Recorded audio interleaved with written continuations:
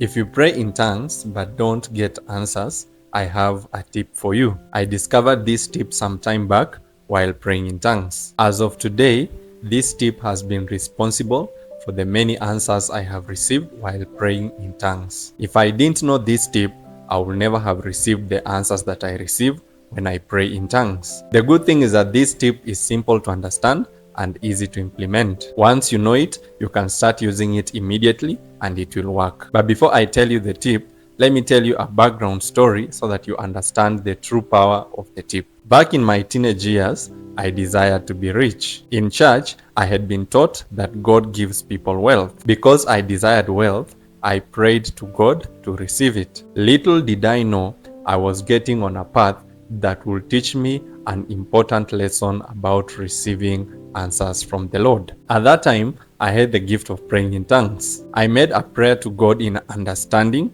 and then prayed in tongues afterwards. After the first few attempts, I didn't receive any answer. I changed my approach and began quoting scriptures about wealth while praying in tongues. I did this for a while, but still I didn't receive any answer. At that point, I began feeling frustrated. The frustration grew in the coming weeks and led me to make a drastic prayer I had never planned to pray. Out of frustration, I asked God, I want to become rich and I was told you give riches to people. What do you want me to do? To my surprise, the Lord answered. I didn't expect him to answer, but he did. Here is how he answered me. I asked God that question within the week and stopped completely praying about becoming rich. On Sunday of the same week, I went to church as usual. During the sermon, the pastor casually said, if you are praying to God to become rich, work on your character. That line hit me hard, and I knew God wanted me to hear it. I went back to God and thanked him for the answer. However,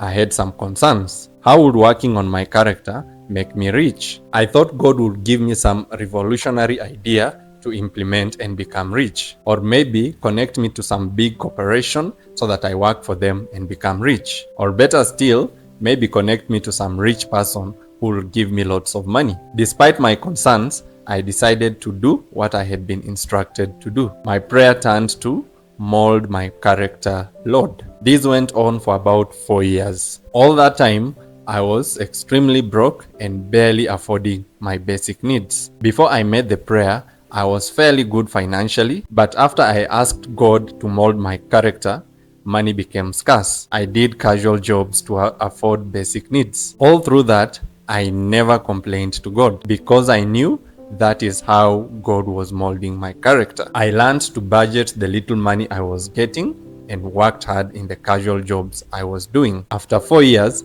something happened and I moved to a new location. Someone facilitated my move and funded me to stay there. What happened next shaped my thinking and revolutionized my understanding of how God answers prayers. After moving to the new location, I reminded God of my desire to become wealthy. I felt my character had been molded enough. Shortly afterwards, the Lord gave me an instruction that left me with mixed feelings. You see, at that time, I was doing fairly good financially and I was pursuing a career in information technology. My performance in school was good and everyone around me knew I was going to have a great career in software development. In my mind, I knew that was the path God was going to use to make me wealthy. Little did I know I was completely wrong, just like everyone else. The Lord led me to leave everything I was doing and start sharing the knowledge I had received about prayer. The difficult part was not leaving everything I was doing,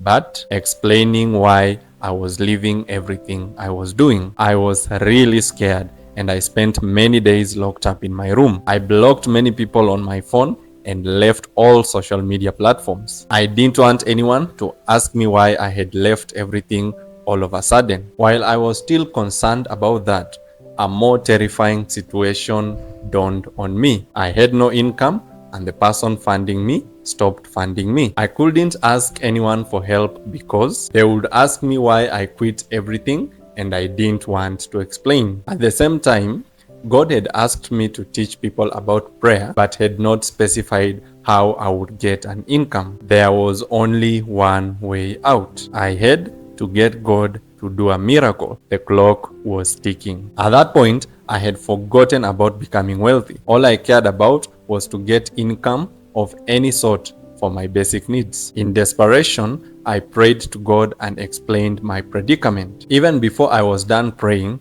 the Lord made two things clear in my heart. One, He said I would live on donations. Two, He said He would send strangers to donate. The answer was as terrifying as it was relieving. I was glad the Lord had answered me when I seriously needed Him, but I was terrified to live on donations. You see, having been good in school, I knew I would have a great career and I would become rich from it. To be told that I would have to wait for donations, and worst of all from strangers, shook me to the core. But because I was desperate, I couldn't argue. I couldn't go back either. I gave in to the new way of life and braced for tough times ahead. It was very awkward to just sit in the house the whole day, praying and teaching people about prayer. I felt it was a lazy way of living, and the urge to quit and go back to a normal way of living was very strong. But when I thought I had seen it all, more was yet to come. After God promised to send strangers to donate, no one donated anything, neither did I ask anyone to donate. This went on for 2 months, until I depleted all the money I had. My situation became critical. I had tears in my eyes all day long, but I didn't know anything else to do other than what God had instructed me to do. On the 3rd month, I couldn't pay house rent for the room I was staying in. I pulled out every excuse in the book until the 18th of the month. That evening, without any notice, a stranger sent me a donation, sufficient to pay for my house rent and get me some food. I knelt down in tears and worshipped God. He had never lied to me, and He proved to me again in that moment that He never lies. From that moment onwards, I embraced the idea of relying on donations as the Lord had instructed me. 3 years down the line, the same God is still faithful. I have testimonies upon testimonies of His faithful provision. Now, to the tip I promised to tell you in the beginning. When you pray in tongues, give God freedom. Let me explain. Many times, God's plan sharply contradicts our expectations. When you pray to Him, unless your expectations accommodate God's plan, He won't reveal it to you. But if you give God room to tell you His plan, no matter how strange and terrifying it is, God will speak to you. If you want salvation, be ready to go to Nazareth, where people say, "What good thing can come out of Nazareth?" If you want to become wealthy, be ready to sell everything you have, give the money to the poor, take up your cross, and follow Christ. If you desperately need a baby, be ready to ask your husband, who barely ever prays, to intercede for you. If you want to know the purpose of your life, be ready to quit everything you are doing, travel to a new country, and live among people of a strange language. If you want a husband, like Ruth, be ready to quit everything and follow a stranger to a strange land. If you want to defeat Goliath, be ready to give a chance to a young shepherd boy who has no military experience of any kind to fight for you. I am a stranger on the internet, living a strange lifestyle, and I have been sent to pass this message to you. God bless you.